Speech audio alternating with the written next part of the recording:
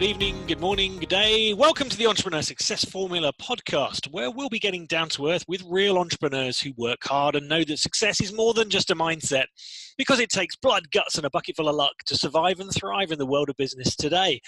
And in this episode, I'm speaking with Collins Elesiro. Actually, Collins, you're going to tell me that's completely wrong, aren't you? I'm sure I pronounced it wrong. How do you actually pronounce it? You pronounced it very well. Oh, I did. Oh my God, that's amazing. Collins is the founder and CEO of Crystal Links Investment Services Limited, a company he single-handedly established without any initial capital, and which has now become a fast-growing company in the UK with a head office in London, several other subsidiaries around the globe. He also runs a fashion label, Snylox Wears, and is the author of best-selling book, A Guide to Tuition-Free Education Abroad, in brackets, How to Study Abroad for Free. So Collins, welcome to the show! Thank you. Oh my goodness! Honestly, those introductions—they're getting crazier and crazier. First of all, we always say the same questions. And how did you get your first customer? Well, first of all, when did you start up in business? Oh my business. I would say it's been preconceived, in my mind, because right from ages ago, like when I was younger, I've always known I was gonna be a business. I wanted to do business. I've always loved independence, like having my own thing, growing my business. And I think I would say the person that inspired me most then was my dad. Seeing how he runs his business, how he doesn't have to wake up early in the morning, go to work and stuff. He just got people working for him, and him living a free life, having time for his kids, because we're always around him. So he was really the person that inspired me into going into business. And then before I started my business, I've already known what kind of business I wanted to go into. Like if you check all my companies, these are the things I actually wanted to go at, the sort of business I actually really wanted to go into, because before I started them, I kind of researched to know where the problem is, because I like my own ideology of business is not really about going into business to make money. It's about finding solution, looking into what exactly is the problem in the market and finding solution to it, helping people, live their life that way. You also make your money. And then that's pretty much what I came up with. Like you earlier mentioned, I started my business with nothing. So after university, because I went into university to study business management, in order to gain more business experience, business knowledge.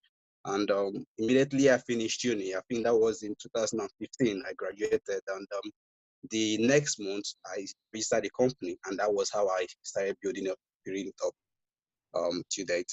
So how did you get your first customer?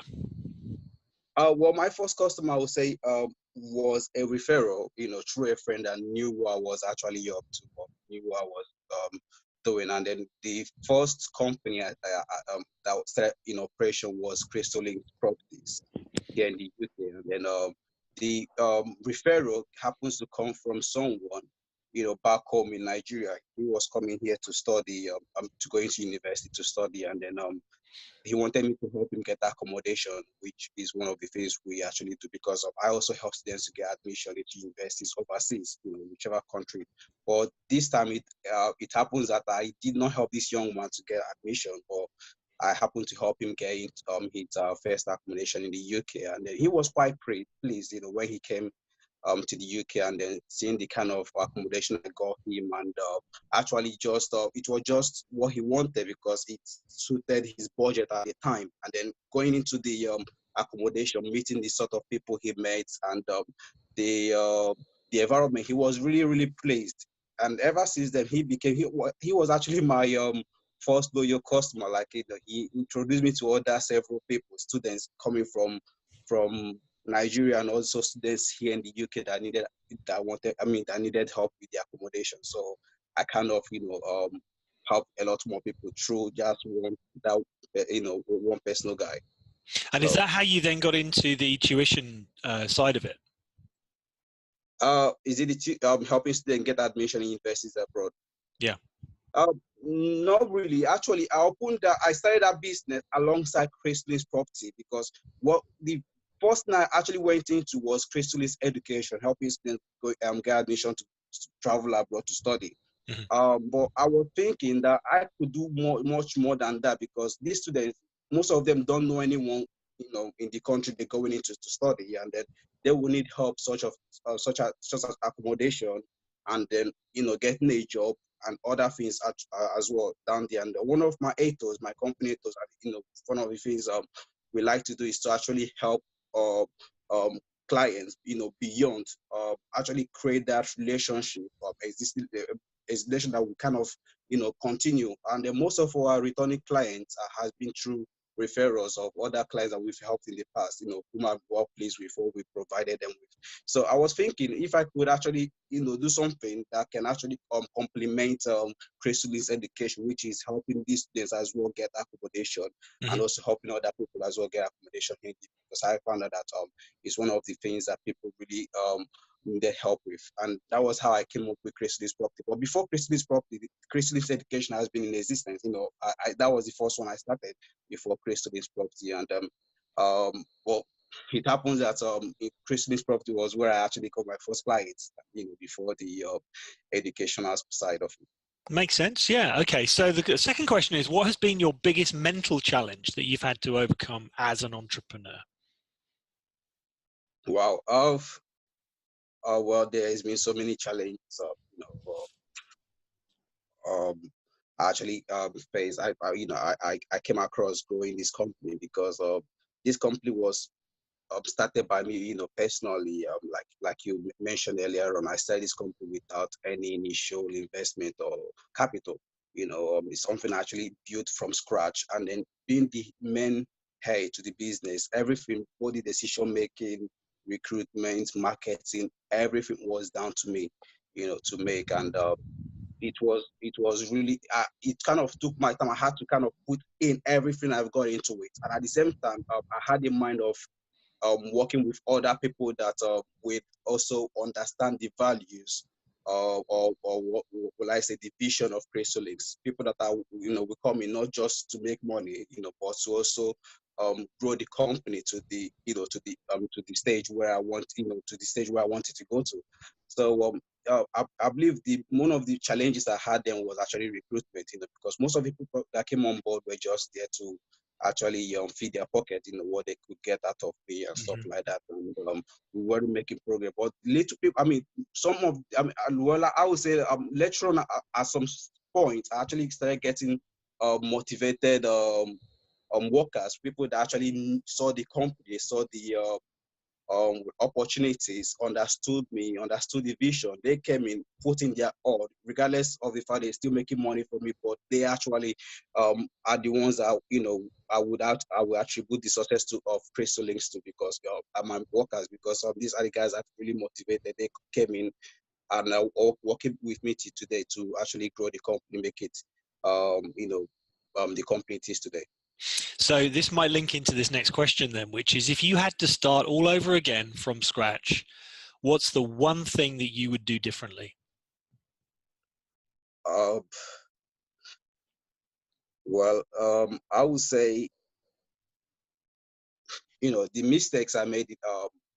There were so many mistakes I actually made, and which I learned from growing this company, and which is one of the things I mentioned earlier on about getting the right people to work with, Mhm. because the people I got in the past were the wrong ones, and they kind of ended wasting my time, wasting the time. It got to a point I was looking at the company like something that is not really progressing. Like I got stuck in the middle, like running around the circle, and I wasn't actually going nowhere.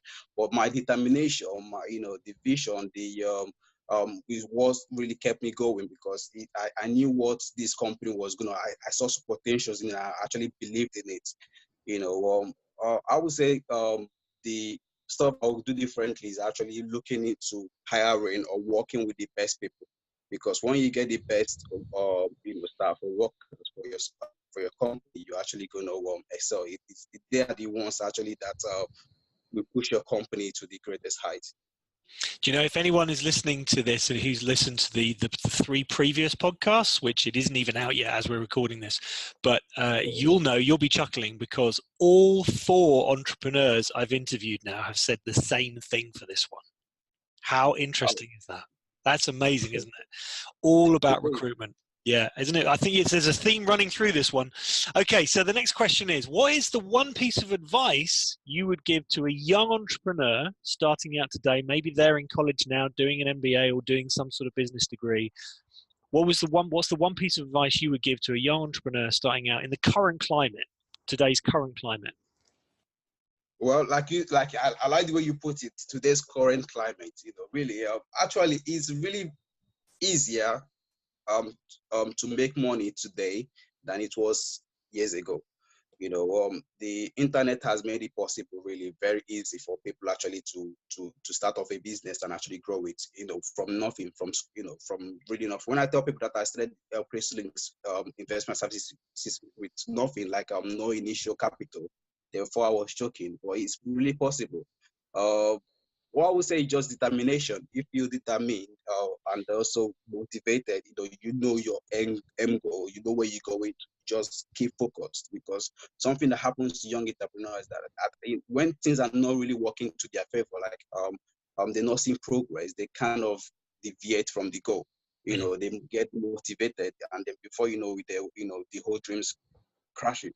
But if you actually keep that in your mind, because it got to a point I almost gave up. Like, I was really happy with what's going on, how things are really moving, and then it was, it's really, really demotivating, really. But what kept me going was just that end goal in mind, because I knew where I was going. I know that I had faith in what I was doing in the company. I had to invest my all in it, putting my time, dedication, and stuff, and here I am today, still waxing strong. So I would say determination, be motivated, and keep pushing.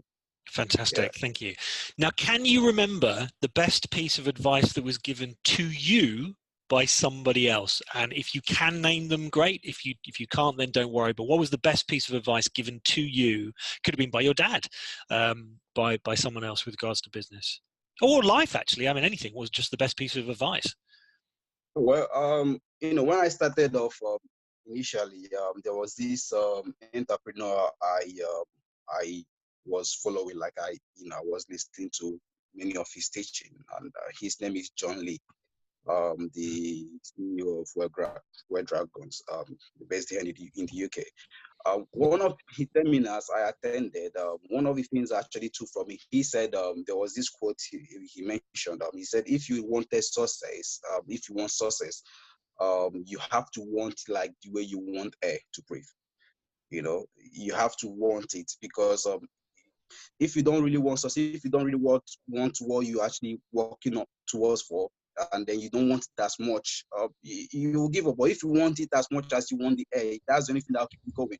It will keep you breathing, because you want to grab as much air as you want. You're gonna keep pushing forward. So this is this thing that have kept me going, really. Being focused, dedication, like keep pushing, never deviate from the goal. So, I like that. That's really good.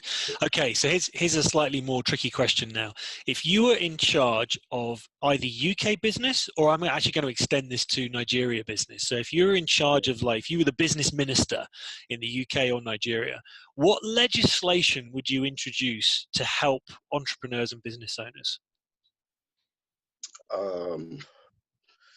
Well, that's quite a tricky one. I never thought of that, really, of becoming a minister of business. To answer that, with the my own ideology or own views on today's market, I would say, well, I believe there's been a lot that has been done so far regarding regulating the internet, because actually internet is something that actually, globalization is something that actually has made it possible for people these days, to really get somewhere. Like it's, so many people have been made millionaires through that, and I like the way that they've started regulating the internet right now. It's all being looked into by the government, and then they're doing a good job in that aspect. And I would say they should, introduce more of business or entrepreneurship curriculum into schools, where you teach students about entrepreneurship, not only about career-wise. Students have to know that they can actually start a business or, be a boss of their own, employ their people. Or all the things that I learned while I was in uni, while in school was different from what I'm actually doing now, because they did not, the end goal then was you studying to become a lawyer or a doctor or stuff like that, and then you just have to stick to that goal. Once you graduate, that's where your focus lies in. And then what happens when you graduate and there is no job? You apply for so many jobs, you couldn't even get the job you've always dreamed of, becoming maybe like a doctor or something like that. So what then happens? You have to actually look for other means.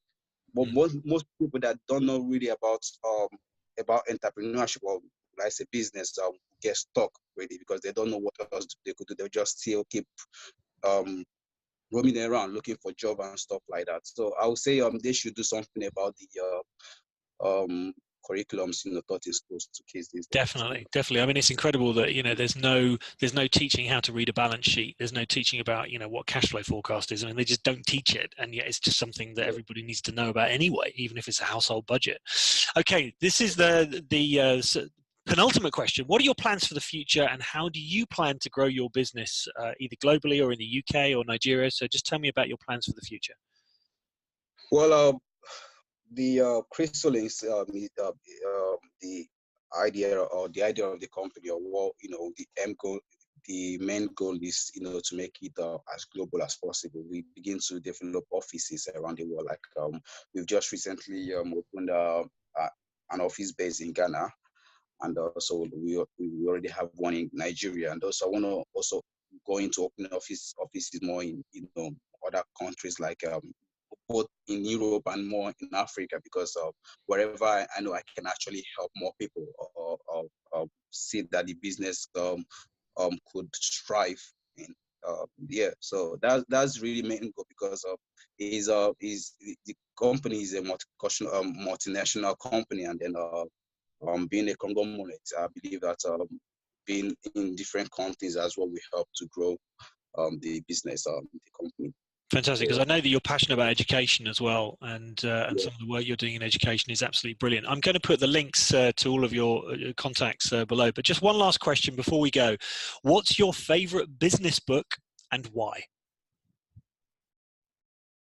Well, I say is a book by what was it again? I'm just trying to remember. Okay, it's just by Carnage. I'm gonna just going to help me how to influence people. How to make friends, win friends, and influence people. Really. It's the second book that's been recommended. Yeah. I've read that book for this time, and I love it. And another book as well is Rich Dad Poor Dad. This is something that actually started me off in business line, really. Rich Dad Poor Dad. That's another second book. I love, because it's really what actually put me on the right, to becoming an entrepreneur. Fantastic. Collins, it's been an absolute pleasure having you on the show. How can people reach out to you? How can people contact you? Well, you can reach out to me through my website, collinselesiro.com, or through LinkedIn, and maybe Facebook page, my personal Facebook page as well. So yeah, I think you've got a link. I think the best way to reach me will be through LinkedIn and through my website, because when you fill up the form, then I can actually reach out to the person. Fantastic. Thank you. Thank you so much. Collins Elesiro, you've been wonderful, and thank you very much for taking the time to take this brief delve into the real lives of real entrepreneurs. Anyone listening to this podcast or watching it on YouTube, can I just ask you, share it with anyone who you think works hard and would like us, as we're going out on both channels. And if you're going to like us, you might as well hit the subscribe button as well. And if you'd like to take part in the show, simply drop me an email at damien@rethinkingbusiness.biz, and we can have a chat. And as you may not know, Collins, every guest on this show receives a complimentary copy of my online course by the same name, The Entrepreneur Success Formula, worth a whopping $295. Now, you didn't even know you were getting that. So there you go. There's a gift from me to you. And here's to your own success. And thank you once again, Collins, and we'll speak to you soon. Take care. All right. Thanks, Damien. Cheers. Bye.